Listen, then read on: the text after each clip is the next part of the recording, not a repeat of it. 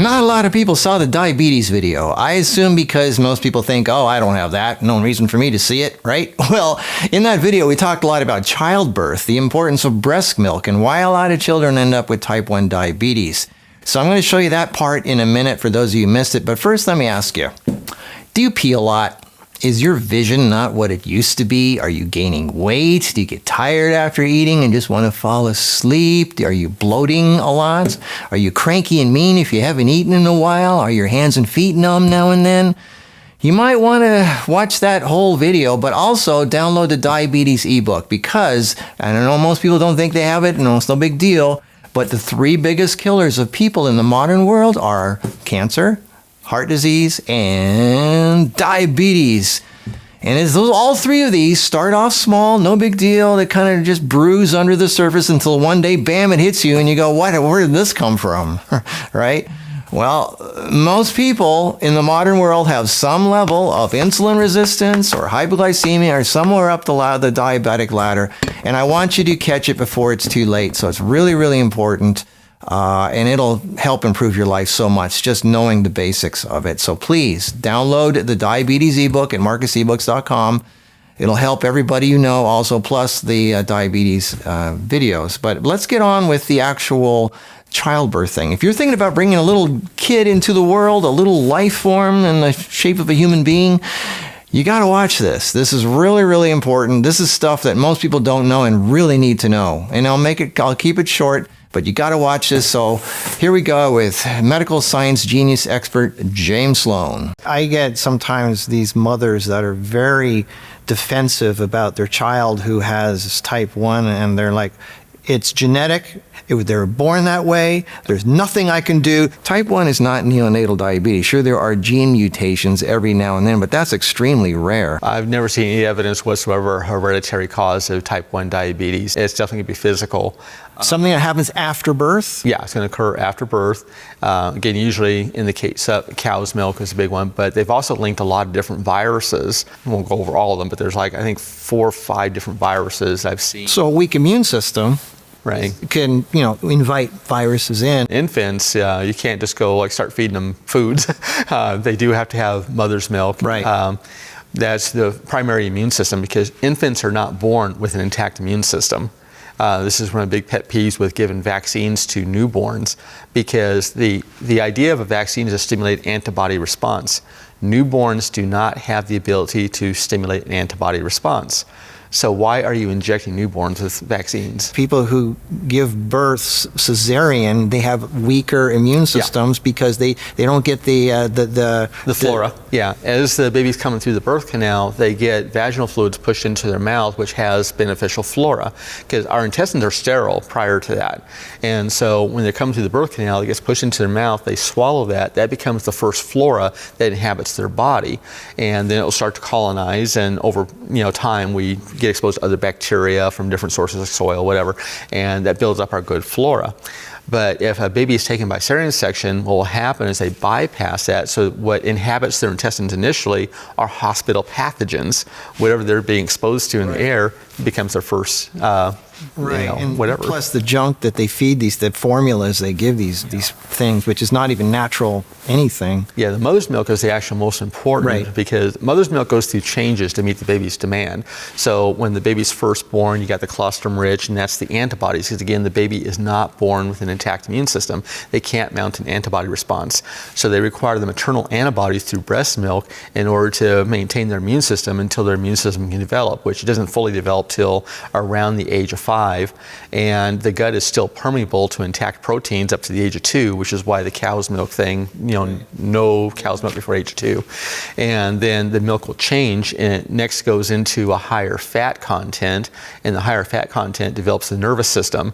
Then it changes again to a higher protein content, and that starts to build the muscle tissue. Then it changes again to a higher mineral content to start building the bones.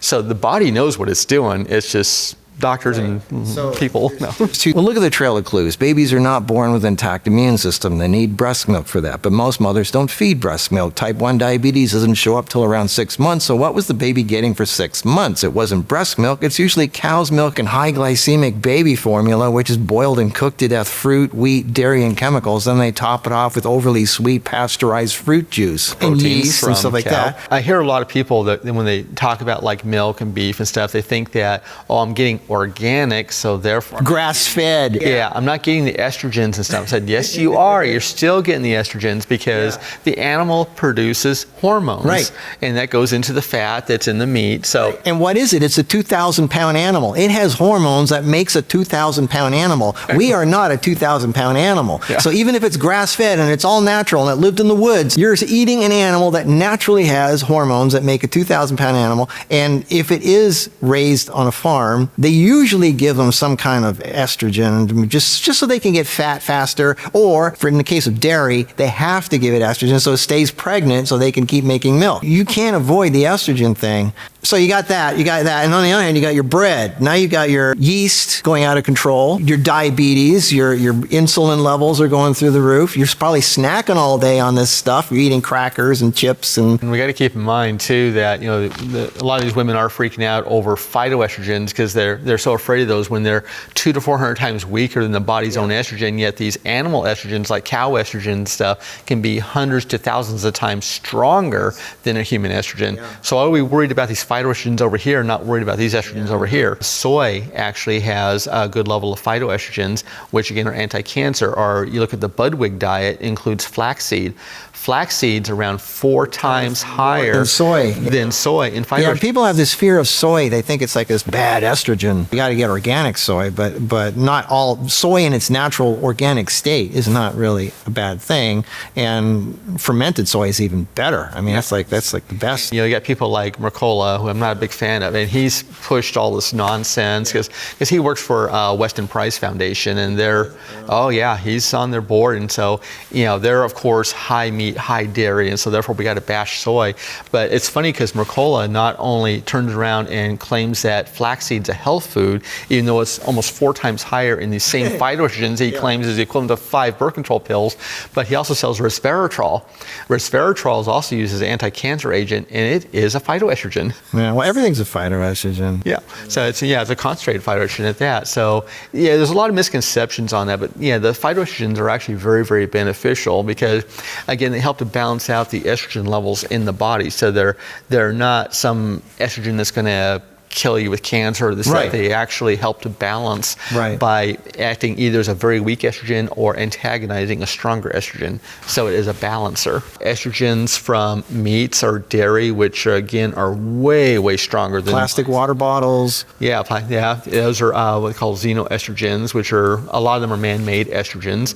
So you get certain plastic water bottles, particularly polycarbonate, contain BPA, which is a very strong xenoestrogen. Then we got dioxin, DDT, PCB, phthalates, which are used as plasticizers for like baby bottle nipples and teething rings. I mean, right there, they're feeding these kids No large. wonder why the babies are getting fat. Yeah. There's many different forms, and a lot of these xenoestrogens are actually extremely stable. Like DDT, for example, will last somewhere around 100 years in the soil. So even though it's not in use in the United States anymore, it doesn't mean it's gone. It's still there. What does the mother have in her body? If she is breastfeeding, what garbage does she have in her body? Like what is she eating, drinking, smoking, whatever it is that is getting through the breast milk? And the breast milk it's not really filtering the bad stuff out, so it's going into the baby. Yeah, a lot of stuff will pass through breast milk, including some allergens, so that is important, but still overall, if you have a choice between breast milk and, let's say, cow's milk or even goat's milk, you definitely want to go. But I'm just saying, mothers don't really know how to eat and drink and be healthy to create great breast milk for their babies. Like, they don't realize what's all going in there. Right. Yeah, you want high nutrition, you want less of things, like caffeine, or you don't smoke even, after you give birth. Smoking is still a bad idea because you got stuff in this, cigarette smoke can pass through into the breast milk. So you definitely want to avoid that. Even the natural ones, there's a lot of people who are in health who might be taking that was a question that I get sometimes, is parasite pills and things like that. Does that affect breast milk in the baby? Depending on what you're taking, like Thujone and stuff, for example, I'd be very, very careful with. Thujone out of like wormwood, for example, Right. or Juglone out of black walnut hull. I'd be very concerned about those passing off through the Right, breast so milk. wait with the parasite herbs until after breastfeeding. Yeah, I mean, if it's intestinal parasites, if they're worried about that, they can use the diatomaceous earth safely. But anything that has like an alkaloid or something along those lines, or oils, essential oils that can affect parasites, can very likely end up in the breast milk. So wait with that. Yeah. So we got covered type 1 and type 2, and then there's what's called gestational diabetes, which is usually a temporary form of diabetes that occurs from a shift in hormones during pregnancy. So after giving birth, blood sugar will normally go back. It's every once in a while it won't, but in most cases it will revert back to normal. Thanks, James. That was really good, really helpful. I hope it inspired some people to help make some changes and hopefully improve their lives. Stay tuned. We will see you in the next video. Stay healthy.